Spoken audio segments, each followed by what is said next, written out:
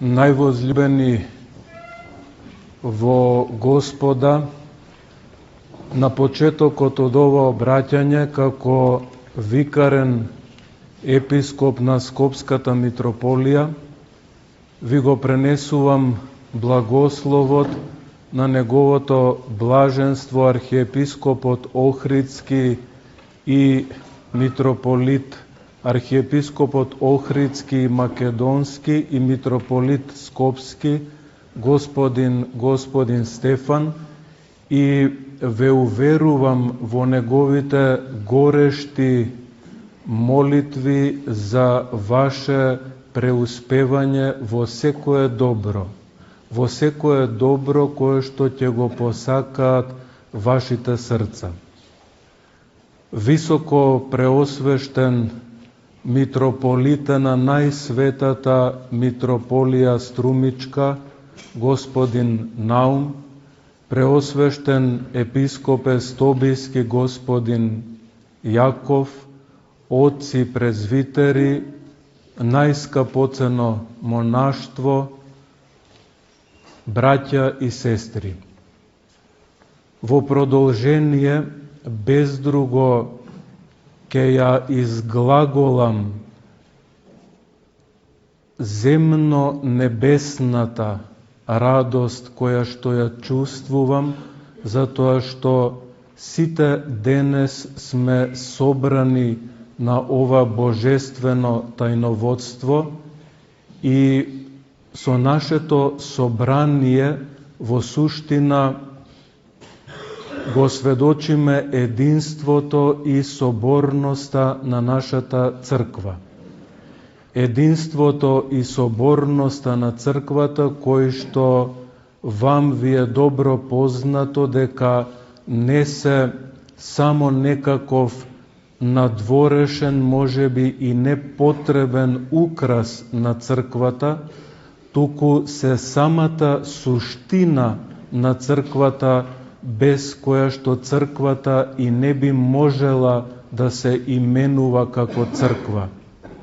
За нас, православните христијани, сосема е јасно дека покрај исповедањето на верата во Бога Света Тројца,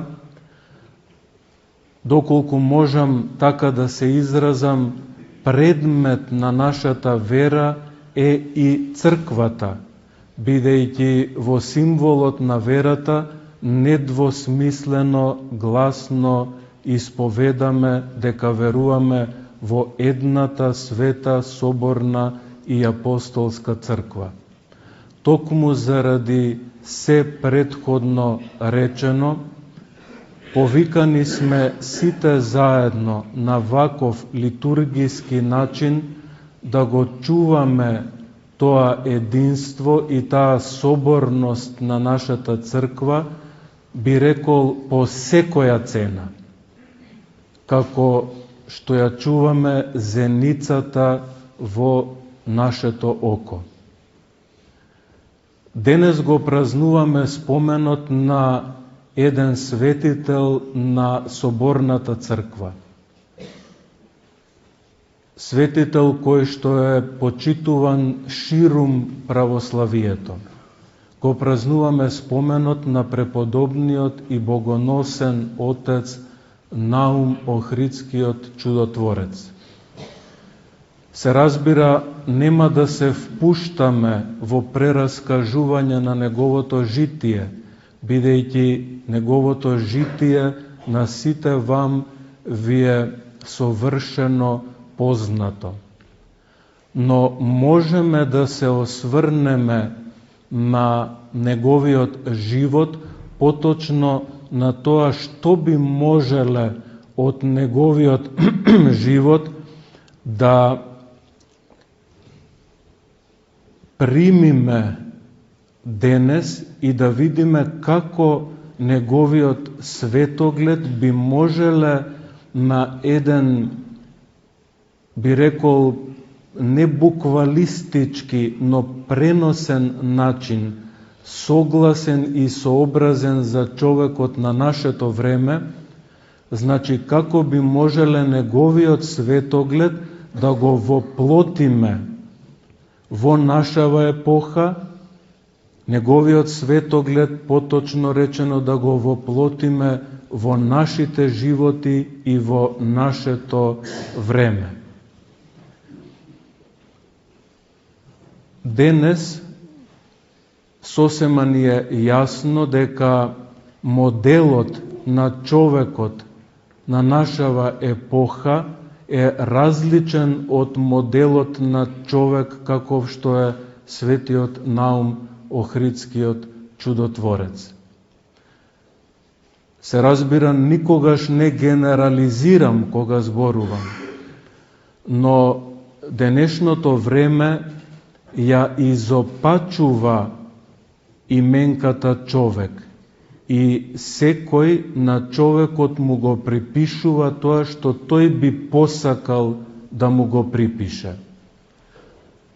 Ние, православните христијани, никогаш не можеме да го избришеме од нашите срца непобитниот факт дека втората личност на Пресвета Тројца, Логосот Божји, се воплоти и стана човек.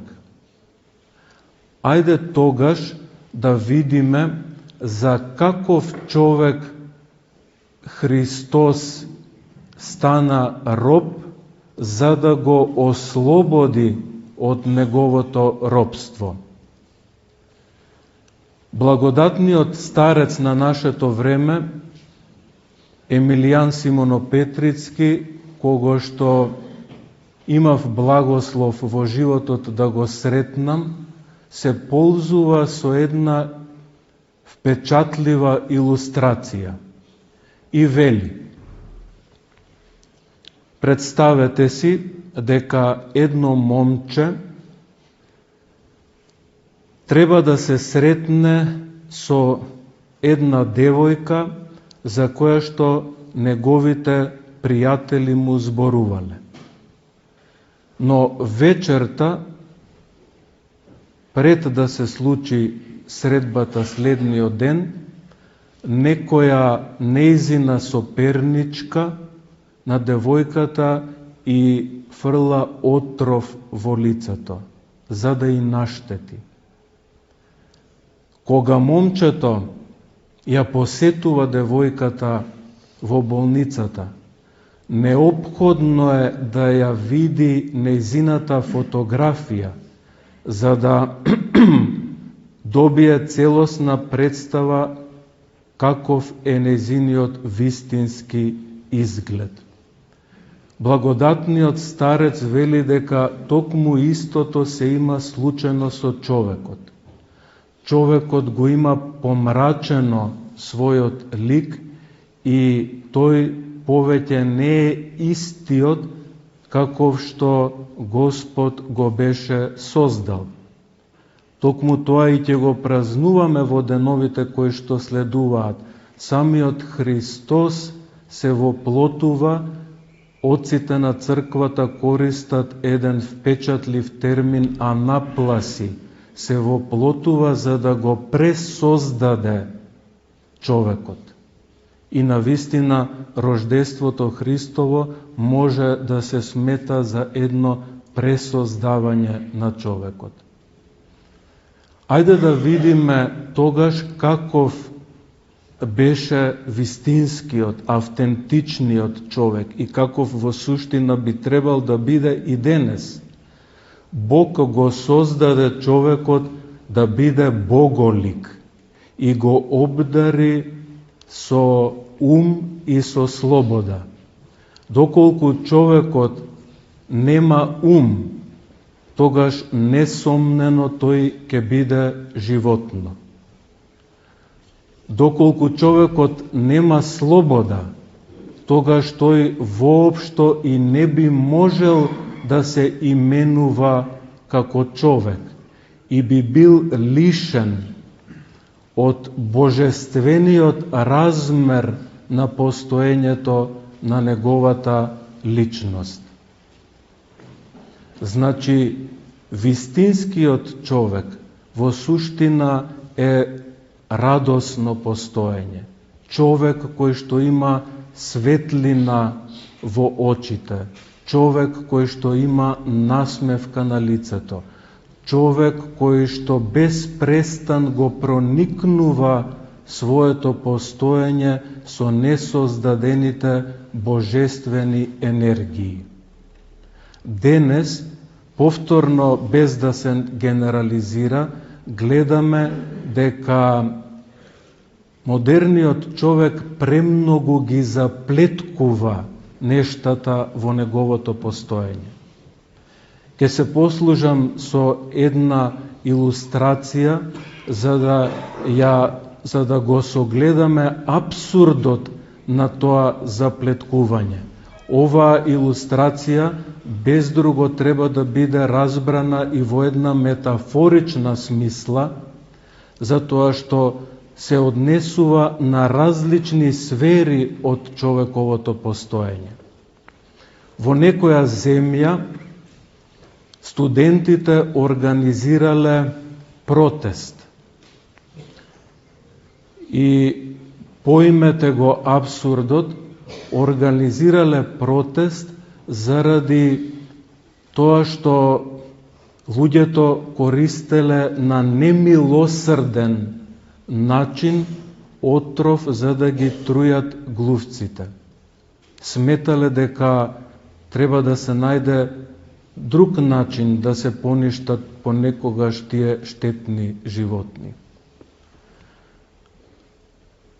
Но би можеле како црква студентите, односно рековме во преносна смисла личностите, луѓето кои што го заплеткуваат човековото постоење, да ги прашаме дали некогаш сте се замислиле над длабочината и суштината на човековото постоење?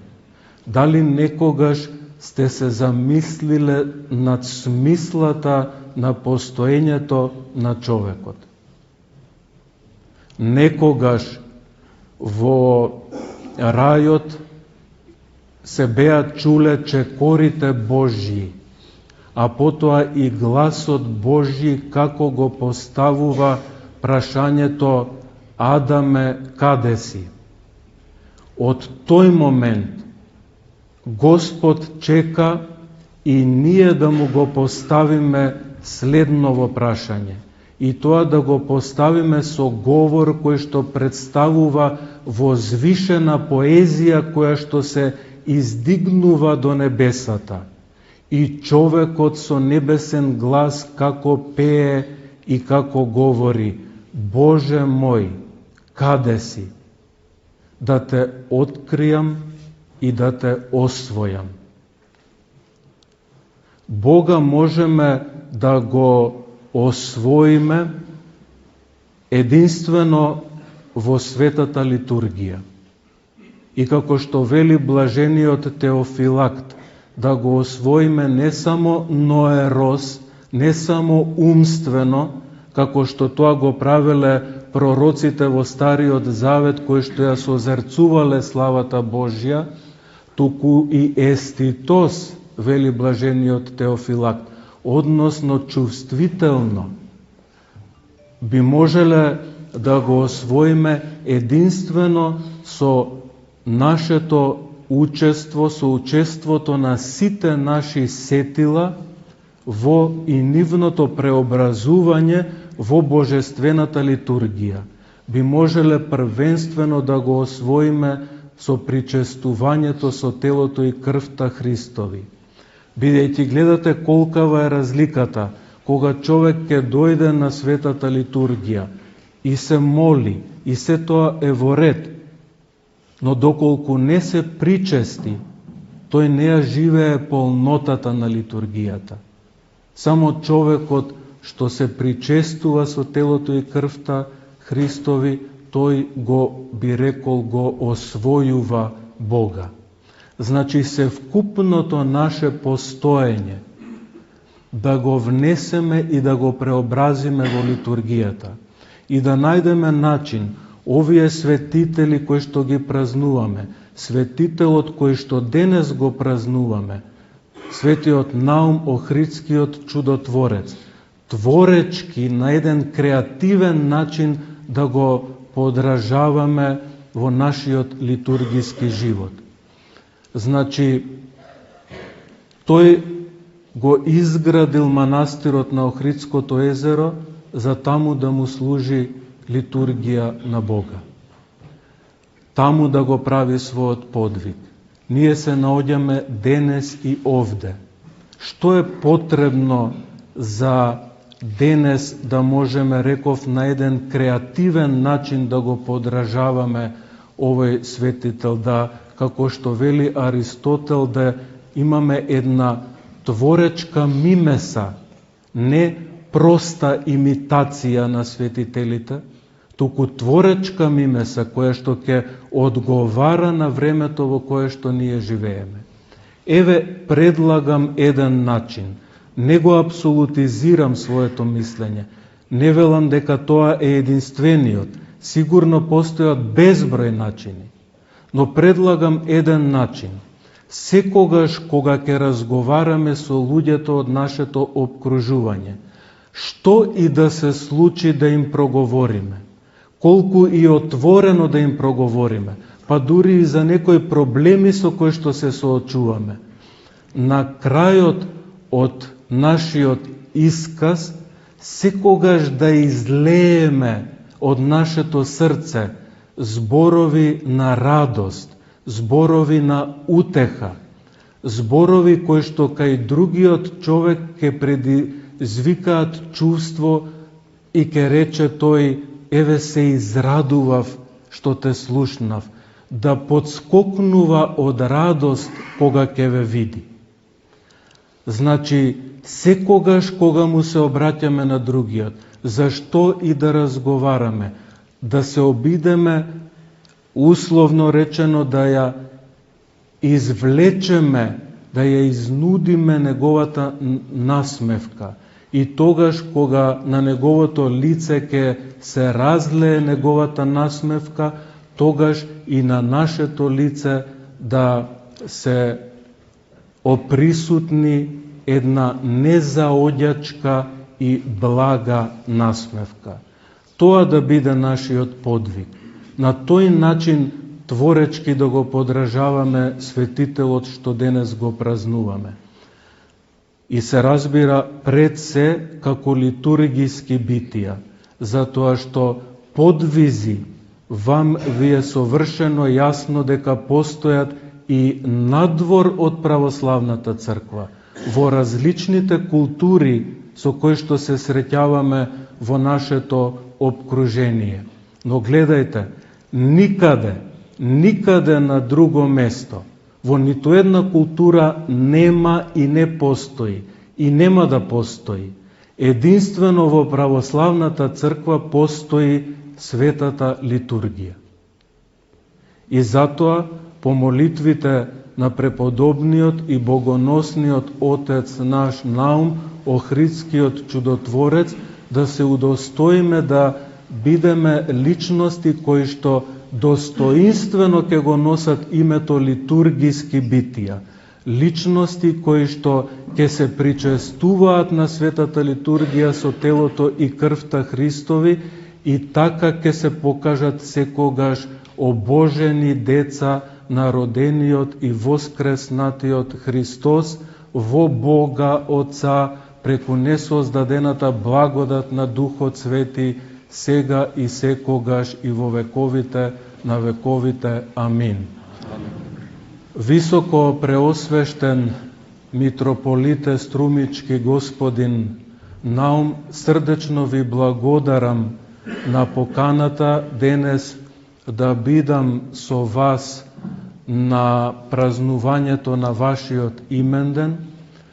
Ви го честитам именденот, ви посакувам вековит именден, ви посакувам долгоденствие во архиерејската служба и посакувам сите ние заедно, како што денес сме собрани на оваа света литургија, оваа помесна црква, Струмичката митрополија, нашата помесна црква, заедно со сите луѓе кои што сакаат да станат жители на Царството Небесно, да се покажеме личности кои што ќе продолжат да учествуваат во торжеството на литургијата која што се служи во 8-миот ден во небесниот град Јерусалим. На сите вам возлюбени ви посакувам секогаш да го имате благословот на светиот Наум Охридскиот чудотворец. Знаете и самите дека после воскресението Христово за една епархија би можеле да кажеме дека втора Пасха е именденот на епископот кој што е надлежен архиереј на таа епархија.